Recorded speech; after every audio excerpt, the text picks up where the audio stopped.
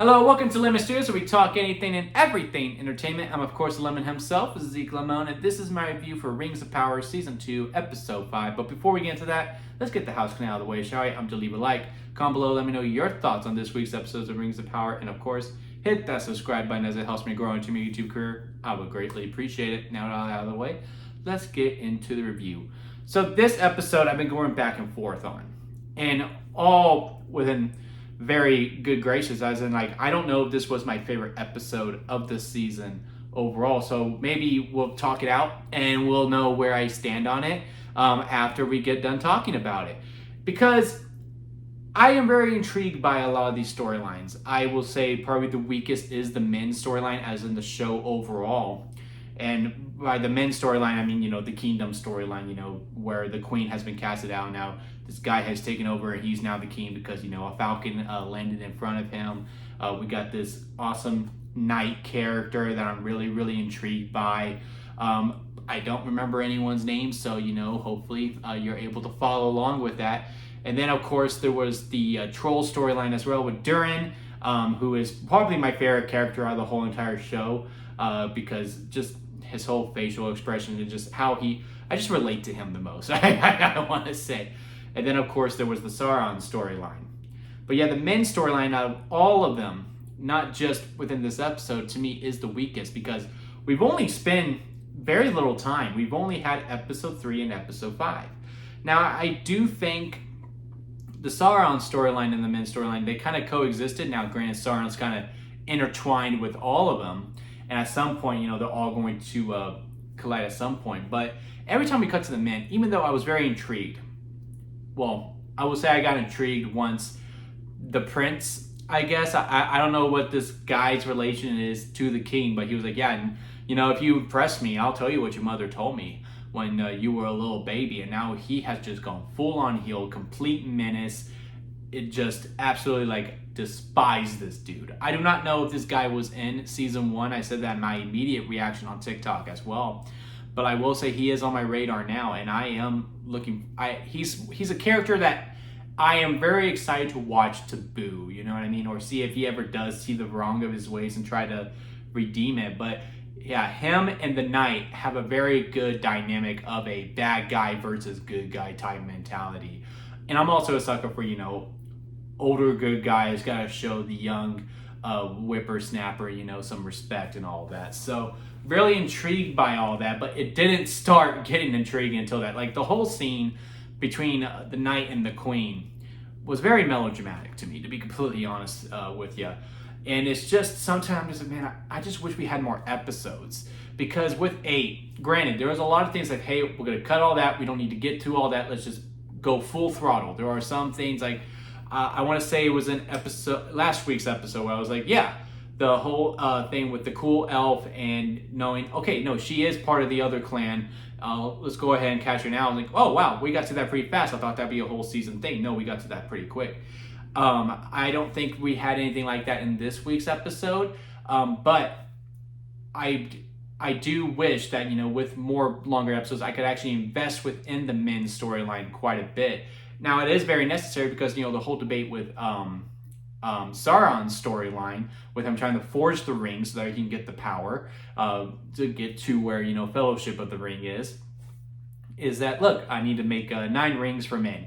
And our welder is like, no, you're not going to do that. Men don't deserve rings. They are very corruptive, and they will destroy themselves if we give them such power. So, nope, that's not going to happen. And that was the constant debate throughout. And I feel like us cutting back to the men every single time in that storyline, because I do believe that is what it is called, the men's storyline, is that, yeah, no, they don't deserve rings. There are some good ones, but they definitely don't deserve 9. That is just bad news overall. And then we cut to the dwarves, which again to me is the best storyline.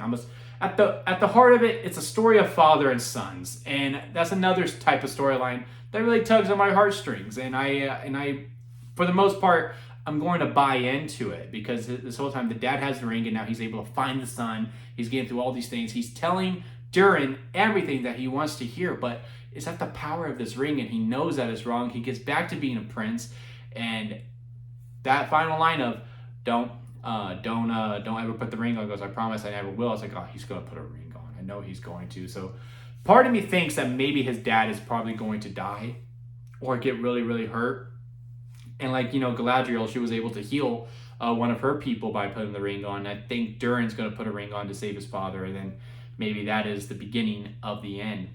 But I will say throughout this episode, even though it was very engaging, I really did like it. There was a lot of really good things. I love the debate between Sauron and the Wheelmen, and how Sauron is trying to turn the whole group against him and maybe plant him as Sauron, because once that lady put the ring on and she had all this fight, goes, I feel like he's already around us, and you could just see Sauron is really just trying to pinpoint it on him, because now he's making all these rash decisions. He's being very rude to his team, you could say, for the most part. And it's very, very intriguing stuff. Loving the stuff between Durin and his father. Like, Dad, this isn't you. I mean, you've always been kind of a hard ass, but this isn't really you. You need to get rid of the rings. Why aren't you even sharing the rings? What gives you the right to be the holder of these rings? So on and so forth. And then, we got the men's storyline as well, which, again, young guy, old knight, very good, very compelling of a clash. But as this show was going, I was going, where's Galadriel at? How is she doing? I want to see what this dynamic is between her and the trolls. And, we do get that at the end of the episode. It is the final scene. She is in a cage, which was really odd that it was like a big reveal. I was like, yeah, we know they got her. And then the Troll King's like, look, I think you misunderstood. I think we need to be on the same side here. And they're getting to Sauron. So we're starting to get to that finale of where she saw that vision, where Elrod's going to be. And you even see Elrod running, going, look, Galadriel was right. We need to get going to here, because it's going to be, it's not going to be well. And the king going, yeah, I think Sauron has something to do with these rings. And we're like, nah, you think? So really, it's just building up to this big climax. The only problem is, because again, that was episode 5. We only get 8. We have 3 more episodes to get to. One of these last 3 episodes is going to feel very rushed. To me, personally. I don't know how we're going to do this. Episode 6, I need to see, I was also curious how the Stranger is doing. How is his training coming along? What about the Hardfoots? How are they going to play into this? Are the Hardfoots even going to continue? Because they might feel extra, because if we got this big war, the Stranger needs to be there. Because it was said at the with Bombadil going, look, you are put here to stop Sauron and also put out the flame. So he has to get there at some point. Will the Hardfoots follow? I don't know. And I just don't know how we're going to get to that, because they do have to meet up. They do have to have a conversation. Okay, where's the journeys that they are going to? Will they be separate, or will they stay together? Because that's like not the core 3 of the show, but they've always been together. And do we really separate them now? So, again, this show to me is still overall much better than season 1. I will say this episode had a little bit of a slow start, but again, once it really got going with all the storylines, it found its footing very well. But I am starting to get a little anxious, because I'm just like, man, we have all these other storylines to wrap up. How are they all going to converse into what I'm assuming is this final battle in episode 7, and episode 8 is about setting up for season 3. I'm very curious to see on it, but I really wish this was a longer season. But overall, I did enjoy this episode. Again, it is one of my favorites. If it's not my favorite, it's definitely the second best one. It just took a little bit of time to get going.